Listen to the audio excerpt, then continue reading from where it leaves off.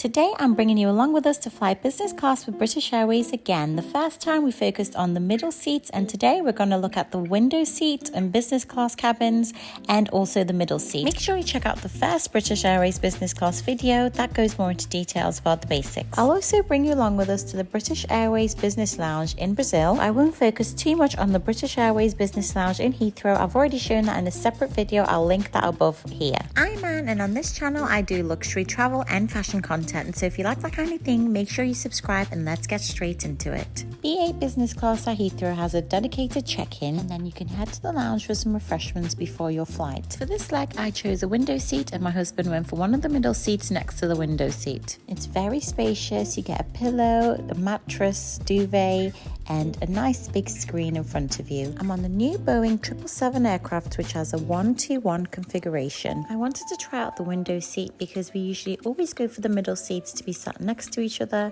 and we just wanted to try this out to see if it's any good. The layout is slightly different on the window seats than the middle seats. I feel like the space is the same, but this just feels a little bit more private because you're in your own suite. I think also having the windows makes it just seem a little bit more private and bigger. It has the same cupboard as the middle seats have, with a mirror and a mini ticket and some bottled water. You get a reading light and very good storage as well on your console. I don't think I actually showed you inside these cupboards in my previous video. So this one here has headphones in and the other one is empty, and it does have space for a charger. You can actually plug your phone to be charged in here, and it also has a portable TV remote. The tray table is underneath the screen. Although my husband was sat in the middle section, we actually did feel quite close to each other. It's not actually much difference compared to both sitting in the middle. The Club World Suite is very spacious, and there is plenty of space underneath the screen to keep bags and your feet as well. After you're settled into your seat, you're offered a welcome drink, which is often juice or champagne. You can even have one of each if you like, and I've done that many times. You also get a full seatbelt that straps across your chest and your lap. You don't usually get this in economy.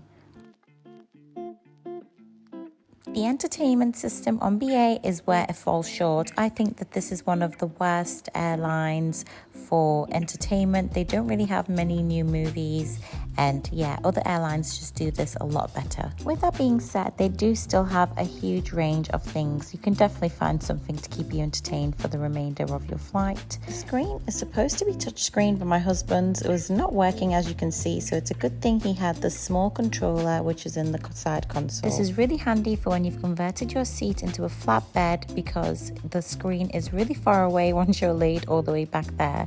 So this little controller is great, and it helps you just control the screen without moving. It is attached with a cable, so you can't drop it and lose it. Once the flight's taken off, it is time for the in-flight meal service. BA has a massive selection of drinks, I would say one of the best. They even have a separate wine list. They also have cocktails, spirits, mocktails, soft drinks, everything that you could want. They start off with a drink of your choice with some warm nuts. Then they bring out the starters. I had prawns, they did taste good, and my husband had a salad, which he says also tasted good.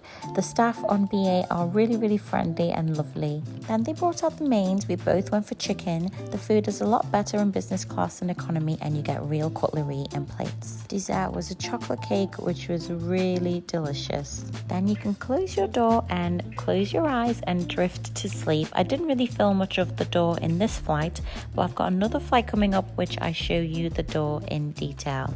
It's one of the best things about BA. Not many airlines offer a privacy door in business class. A lot of them only offer a door in first class. If you're torn between the window seat and the middle seat, it is a valid concern. If you're traveling alone, I would 100% recommend the window seat. Of course, you get the privacy and these beautiful, gorgeous views of the sunrise or sunset if you're lucky enough to be traveling at the right time. If you're traveling with someone else, the middle seat seats can be appealing, but just remember that you're not that close to each other. Watch my previous video and the upcoming flight to see what I mean. Although they're the same size, the window seats just seem bigger, the views are beautiful, and it just seems more spacious. But with the middle seats, you get access to each other without the aisle in the way. It really does depend on your personal preferences, but if you're traveling with someone for the first time, I would probably say just go with the middle seats if you're unsure. Towards the end of the flight, we had some breakfast, which was some fresh fruit, pastries, and yogurt.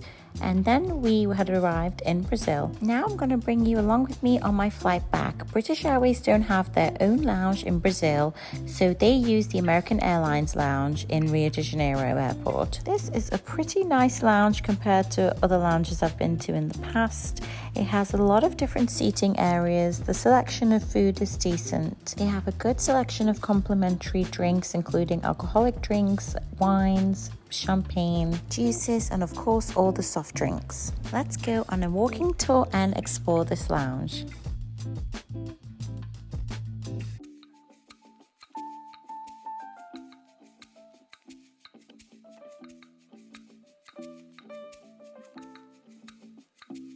While we were there, the lounge wasn't very busy. We're not too sure why. Maybe we were just there at a quiet time.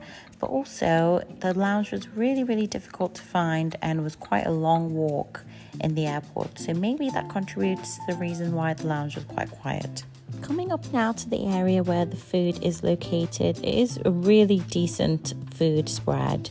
It's actually more food than they have in the Club North Lounge in Heathrow. So it's a really good spread of food. There's also a separate charcuterie spread, which is not pictured here. I'll show you that in just a minute.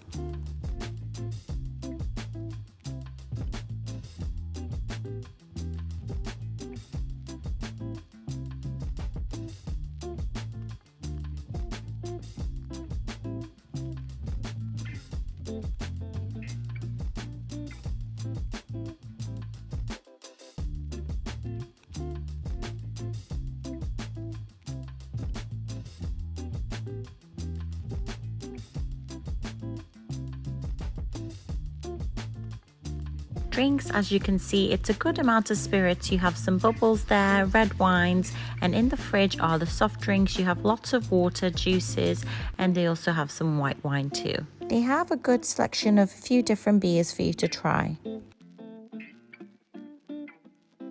There are lots of seating areas. If you have some work to do while you're in the airport, you are in luck. There's plenty of spaces to do work, and they also have a complimentary Apple Mac for you to use if you need it, and they have a printer. So it is fully equipped if you are actually traveling for business.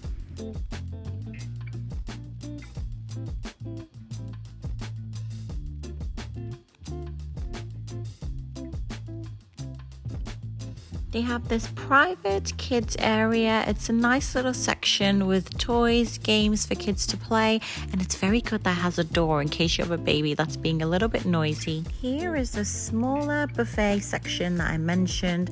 They have some few desserts here, pastries. They of course have a selection of soft drinks, hot drinks, and they have the cold cuts and charcuterie here as well.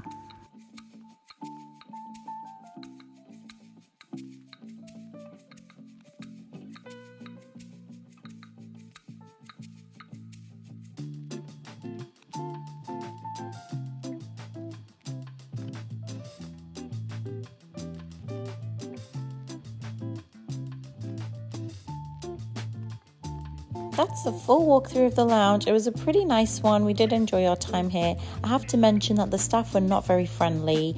I don't know if it's an American Airlines thing or what, but yeah, they weren't very nice. But we did enjoy the food and the drink here. Then it was time to head on the flight. This time we had middle seats selected. Again, it was a Boeing 777 aircraft, so it was a 1-2-1 configuration, and we were quite late onto this flight. I do like to select seats nearer to the front because I have been on business class flights before where they did not have my first choice of meal, and I wasn't very happy about that. So sitting near the front usually helps with that.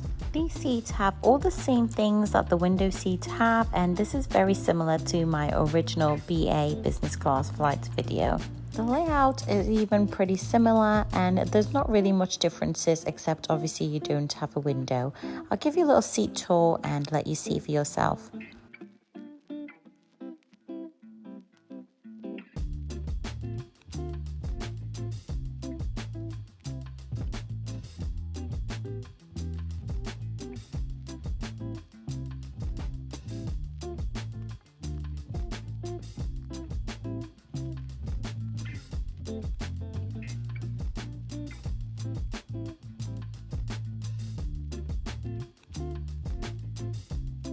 The best thing about these middle seats is, of course, that you can see each other. There is the divider in the middle, and it's a little annoying that it doesn't go all the way across. As you can see, it only goes halfway up.